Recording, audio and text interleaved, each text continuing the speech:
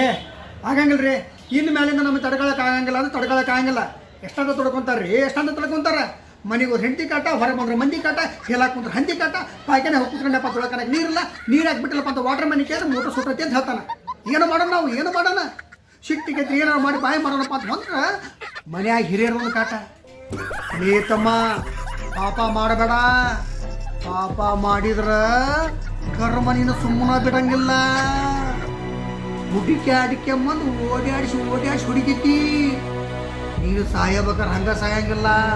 ಕೈಯಾಗ ಬಾಯಾಗ ಹುಳ ಬಿದ್ದು ವಿಲವಿಲ ಅಂತ ಒದ್ದಾಡಿ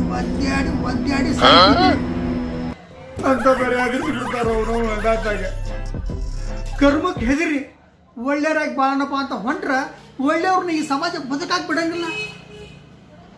ಒಳ್ಳೆಯವಂತ ಗೊತ್ತಾರ ಸಾಕು. ಸಕ್ಕರೆಗೆ ಇರಿಬಿ ಮುಕ್ಕುರಿ ಬಿಡ್ತಾರ. ಕಬ್ಬು ಹಿಂಡಿ ರಸ ತೆಗಿತಾರಲ್ಲ, ಹಂಗೆ ನಮ್ಮನ್ನು ಹಿಂಡಿ ರಸ ತೆಗೆದು ಸಿಪ್ಪಿ ಮಾಡಿ ನೆಲಕ್ಕೆ ಹಾಕಿ ತುಳಿದು ಬಿಡ್ತಾರ. ಸಾಕಾಗ್ಬಿಟ್ಟೈತ್ರಿ. ಇನ್ನು ಹೆಂಗೆ ಬದುಕ್ಬೇಕ ನಾವು, ಹೆಂಗೆ ಬದುಕ್ಬೇಕು ಈ ಸಮಾಜದಾಗ ಒಂದು ತಿಳಿಯಬಾರ್ದು. ಅವನವನ ಆ ದೇವರು ಹಂಗ ಮಾಡ್ಯಾನ ನಮಗೆ. ಹೋಗಿ ಮನುಷ್ಯರು ಮಾಡಿ ಹುಡಿಸ್ಬಿಟ್ಟಾನ.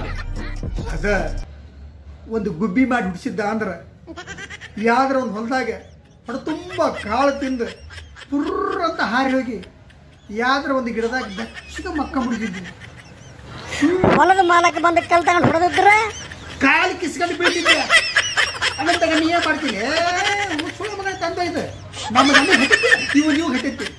ನಾವು ಎಲ್ಲೂ ಹಿಂಗೆ ಕಾಡ್ತಾರೆ ನೋಡ್ರಿ. ನೆಮ್ಮದಿಯಾಗಿ ಇರಾಕ ಪಡೋಂಗಿಲ್ಲ. ಅವ್ನು ಅಡ್ಡ ಸಾಕಾಗಿ ಹೋಗಿ